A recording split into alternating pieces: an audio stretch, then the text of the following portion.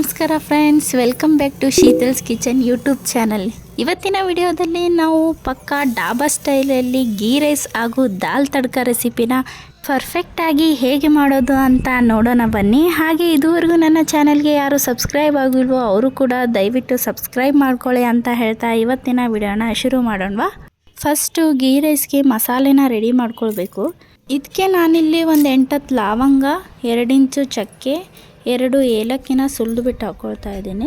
ಒಂದು ಅರ್ಧ ಚೂಡಷ್ಟು ಕೊತ್ತಂಬರಿ, ಒಂದು ಸ್ವಲ್ಪ ಕೊತ್ತಂಬರಿ ಕಾಳು, 3 ಈರುಳ್ಳಿನ ಕಟ್ ಮಾಡಿ ಹಾಕ್ಕೊಳ್ತಾ ಇದ್ದೀನಿ. ಹಾಗೂ ಒಂದು ಸ್ವಲ್ಪ ಹಸಿ ಕೊಬ್ಬರಿನ ಹಾಕ್ಕೊಳ್ತಾ ಇದ್ದೀನಿ. ಹಾಕ್ಕೊಂಡ್ಬಿಟ್ಟು ಇದನ್ನು ಮಿಕ್ಸಿ ಮಾಡಿ ಪೇಸ್ಟ್ ಮಾಡಿ ಇಟ್ಕೊಳ್ತಾ ಇದ್ದೀನಿ. ನಂತರ ಒಂದು ಪಾತ್ರೆಗೆ ಒಂದು 5 ಚಮಚದಷ್ಟು ಎಣ್ಣೆ ಹಾಗೂ 1-2 ಸ್ಪೂನಷ್ಟು ಬೆಣ್ಣೆನ ಹಾಕ್ಕೊಂಡು ಇದು ಬಿಸಿ ಆದಮೇಲೆ ಅದಕ್ಕೆ ಸೋಂಪು, ಚಕ್ಕೆ, ಲವಂಗ, ಏಲಕ್ಕಿ, ಕಾಳುಮೆಣಸು ಹಾಗೂ ಪಲಾವ್ ಎಲೆನ ಹಾಕ್ಕೊಂಡು ಫ್ರೈ ಮಾಡ್ಕೊಳ್ತಾ ಇದ್ದೀನಿ. ನಂತರ ಇದಕ್ಕೆ ದ್ರಾಕ್ಷಿ ಗೋಡಂಬಿನ ಹಾಕ್ಕೊಳ್ತಾ ಇದ್ದೀನಿ. ಇದು ಫ್ರೈ ಆದ ನಂತರ ಇದಕ್ಕೆ ಸ್ವಲ್ಪ ಹಸಿ ಮೆಂತ್ಯ ಸೊಪ್ಪು ಹಾಗೂ ಫ್ರೆಶ್ ಪುದೀನ ಸೊಪ್ಪನ್ನು ಹಾಕ್ಕೊಂಡು ಚೆನ್ನಾಗಿ ರೋಸ್ಟ್ ಮಾಡ್ಕೊಳ್ಬೇಕು. ಅದಾದ ನಂತರ ಇದಕ್ಕೆ ರುಬ್ಬಿಟ್ಕೊಂಡಿರೋ ಅಂಥ ಮಸಾಲೆನ ಹಾಕ್ಕೊಳ್ತಾ ಇದ್ದೀನಿ. ಈ ರೈಸ್ ಅಂತೂ 10 ನಿಮಿಷದಲ್ಲೇ ರೆಡಿಯಾಗಿಬಿಡುತ್ತೆ ಹಾಗೂ ತುಂಬ ಒಳ್ಳೆ ಟೇಸ್ಟ್ ಕೂಡ ಇರುತ್ತೆ. ಮಸಾಲೆಯ ಹಸಿ ವಾಸನೆ ಹೋಗೋವರೆಗೂ ಎಣ್ಣೆ ಒಳಗೆ ಚೆನ್ನಾಗಿ ಫ್ರೈ ಮಾಡ್ಕೊಳ್ಬೇಕು. ಫ್ರೈ ಮಾಡ್ಕೊಂಡು ಆದಮೇಲೆ ಅದಕ್ಕೆ ರುಬ್ಕೊಂಡು ಇಟ್ಕೊಂಡಿರೋ ಅಂಥ ಶುಂಠಿ ಬೆಳ್ಳುಳ್ಳಿ ಪೇಸ್ಟ್ನ ಹಾಕ್ಕೊಳ್ತಾ ಇದ್ದೀನಿ. ಇದನ್ನು ಕೂಡ ಚೆನ್ನಾಗಿ ಫ್ರೈ ಮಾಡ್ಕೊಂಡ ನಂತರ ರುಚಿಗೆ ತಕ್ಕಷ್ಟು ಉಪ್ಪನ್ನು ಹಾಕ್ಕೊಂಡು ಇದು ಎಣ್ಣೆ ಬಿಡೋವರೆಗೂ ಚೆನ್ನಾಗಿ ಬೇಯಿಸ್ಕೊಳ್ಬೇಕು. ಇದು ಇವಾಗ ಚೆನ್ನಾಗಿ ಎಣ್ಣೆನ ಬಿಟ್ಕೊಂಡಿದೆ. ನಾನಿಲ್ಲಿ 5 ಕಪ್ ಅಕ್ಕಿನ ತೊಗೊಂಡಿದ್ದೀನಿ. 1 ಕಪ್ಪಿಗೆ 2 ಲೋಟದಷ್ಟು ನೀರನ್ನು ಹಾಕ್ಕೊಂಡು ತಟ್ಟೆನ ಮುಚ್ಚಿಬಿಟ್ಟು ಕುದಿ ಬರೋವರೆಗೂ ಬೇಯಿಸ್ಕೋಬೇಕು. ನೀರು ಇವಾಗ ಕುದೀತಾ ಇದೆ. ಇವಾಗ ಇದಕ್ಕೆ 10 ನಿಮಿಷ ನೆನೆಸ್ಕೊಂಡಿರೋ ಅಂಥ ಅಕ್ಕಿನ ಹಾಕ್ಕೊಳ್ತಾ ಇದ್ದೀನಿ.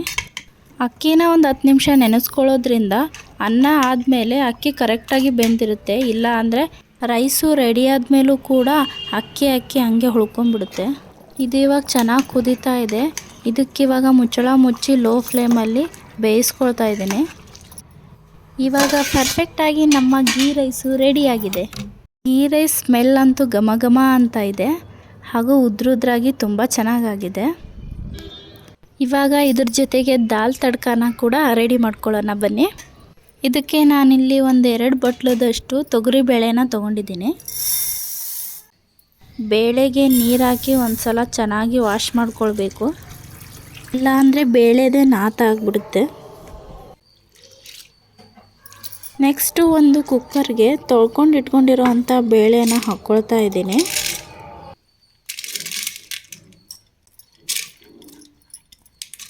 ಇದಕ್ಕೆ ಮೊದಲು 1 ಇಂಚು ಶುಂಠಿನ ಕಟ್ ಮಾಡಿಬಿಟ್ಟು ಹಾಕ್ಕೊಳ್ತಾ ಇದ್ದೀನಿ. ಹಾಗೆ 1 ಸ್ಪೂನ್ ಅರಿಶಿಣ ಪುಡಿ ಹಾಗೂ ರುಚಿಗೆ ತಕ್ಕಷ್ಟು ಉಪ್ಪನ್ನು ಹಾಕ್ಕೊಂಡ್ಬಿಟ್ಟು 1 ಚೊಂಬು ನೀರನ್ನು ಹಾಕ್ಕೊಂಡಿದ್ದೀನಿ. ಹಾಗೆ ಹಗುರವಾಗಿರೋ 1 ಸ್ಪೂನನ್ನು ಹಾಕ್ಕೊಂಡಿದ್ದೀನಿ. ಈಗ ಹಾಕ್ಕೊಳ್ಳೋದ್ರಿಂದ ಬೇಳೆ ನೀರೆಲ್ಲ ಉಕ್ಕಿ ಬರೋಲ್ಲ. ಹಾಗೆ 1 ಸ್ಪೂನ್ ಎಣ್ಣೆನ ಹಾಕ್ಕೊಂಡ್ಬಿಟ್ಟು ಲಿಡ್ ಕ್ಲೋಸ್ ಮಾಡ್ಕೊತಾ ಇದ್ದೀನಿ. ಇದನ್ನು ಒಲೆ ಮೇಲಿಟ್ಟು 3 ವಿಜಿಲ್ ಕೂಗಿಸ್ಕೋಬೇಕು. ಅಷ್ಟರಲ್ಲಿ ತಡ್ಕಕ್ಕೆ ಒಗ್ಗರಣೆನ ರೆಡಿ ಮಾಡ್ಕೊಳ್ತಾ ಇದ್ದೀನಿ. ಇದಕ್ಕೆ ಈ ರೀತಿ ಕಡಾಯಿನ ಇಟ್ಕೊಳ್ಬೇಕಾಗುತ್ತೆ. ಇಟ್ಕೊಂಡ್ಬಿಟ್ಟು ಇದಕ್ಕೆ 3 ಸ್ಪೂನಷ್ಟು ಎಣ್ಣೆ ಹಾಗೂ ಸಾಸಿವೆ, ಜೀರಿಗೆ, ಕರಿಬೇವು, 1-2 ಒಣ ಮೆಣಸಿನಕಾಯಿ ಹಾಗೂ ಈ ಚಿಕ್ಕದಾಗಿ ಕಟ್ ಮಾಡ್ಕೊಂಡಿರೋ ಅಂಥ ಈರುಳ್ಳಿನ ಹಾಕ್ಕೊಂಡು ಫ್ರೈ ಮಾಡ್ಕೊಳ್ತಾ ಇದ್ದೀನಿ. ಇದು ಫ್ರೈ ಆದ ನಂತರ ಹೆಚ್ಕೊಂಡಿರೋ ಅಂಥ 2 ಮೆಣಸಿನಕಾಯಿನ ಹಾಕ್ಕೊಂಡು ಹುರ್ಕೊಳ್ತಾ ಇದ್ದೀನಿ. ಈರುಳ್ಳಿ ಒಂದು ಸ್ವಲ್ಪ ಕಂದು ಬಣ್ಣಕ್ಕೆ ತಿರುಗಿದ ನಂತರ ಒಂಚೂರು ಮೆಂತ್ಯ ಸೊಪ್ಪನ್ನು ಹಾಕ್ಕೊಳ್ತಾ ಇದ್ದೀನಿ. ನೀವು ಬೇಕಾದರೆ ಕಸ್ತೂರಿ ಮೇಥಿನೂ ಸಹ ಯೂಸ್ ಮಾಡ್ಕೊಳ್ಬೋದು. ಹಾಗೆ 2 ಸ್ಪೂನು ಶುಂಠಿ ಬೆಳ್ಳುಳ್ಳಿ ಪೇಸ್ಟು, 1 ಪಿಂಚ್ ಅರಿಶಿಣ, ಒಂದು ಸ್ವಲ್ಪ ಕೊತ್ತಂಬರಿ ಕಾಳನ್ನು ಹಾಕ್ಕೊಂಡು ಬೇಯಿಸ್ಕೊಳ್ತಾ ಇದ್ದೀನಿ. ಹಾಗೂ ಚಿಕ್ಕದಾಗಿ ಕಟ್ ಮಾಡ್ಕೊಂಡಿರೋವಂಥ 2 ಮೀಡಿಯಮ್ ಸೈಜ್ ಟೊಮೆಟೊನ ಹಾಕ್ಕೊಳ್ತಾ ಇದ್ದೀನಿ. ಟೊಮೆಟೊನ ಚೆನ್ನಾಗಿ ಸ್ಮ್ಯಾಶ್ ಮಾಡಿಕೊಂಡು ಮಸಾಲೆ ಎಲ್ಲ ಚಟ್ನಿ ಥರ ಮಾಡ್ಕೊಳ್ಬೇಕು.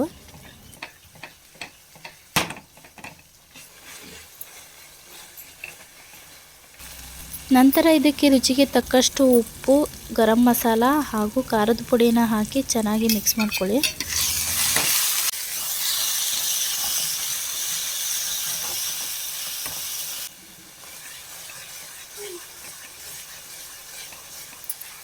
ಹೀಗೆ ಇದನ್ನು ಚೆನ್ನಾಗಿ ತಿಕ್ಕೊಂಡ್ಬಿಟ್ಟು ಈ ರೀತಿ ಚಟ್ನಿ ಥರ ಮಾಡ್ಕೊಳ್ಬೇಕು.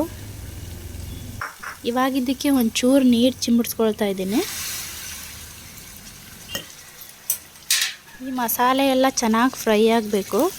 ಒಲೆನ ಹೈ ಫ್ಲೇಮಲ್ಲಿ ಇಟ್ಕೊಂಡು ಈ ರೀತಿ ನೀರನ್ನ ಚಿಮ್ಮುಡಿಸ್ಕೊಳ್ತಾ ಇರಿ.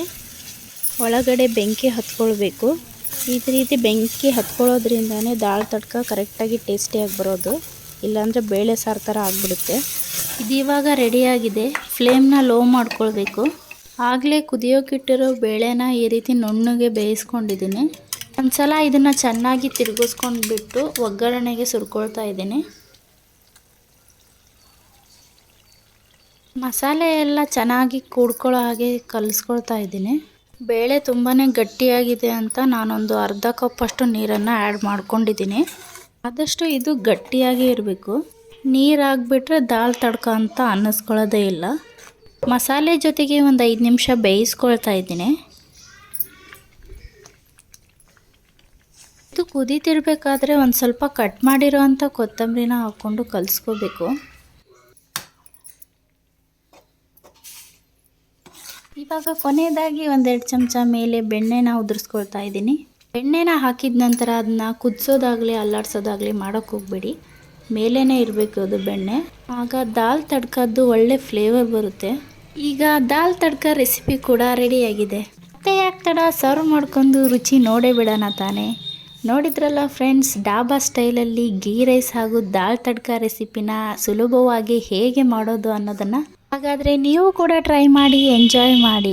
ಅದಕ್ಕೂ ಮುಂಚೆ ನನಗೊಂದು ಲೈಕ್ ಮಾಡಿ, ಶೇರ್ ಮಾಡಿ, ಕಮೆಂಟ್ ಮಾಡಿ ಹಾಗೂ ಸಬ್ಸ್ಕ್ರೈಬ್ ಮಾಡೋದನ್ನು ಮರಿಬೇಡಿ. ನನ್ನ ಹೊಸ ವಿಡಿಯೋಗಳ ನೋಟಿಫಿಕೇಷನ್ಗಾಗಿ ಐಕಾನ್ನ ಕ್ಲಿಕ್ ಮಾಡಿ. Thank you.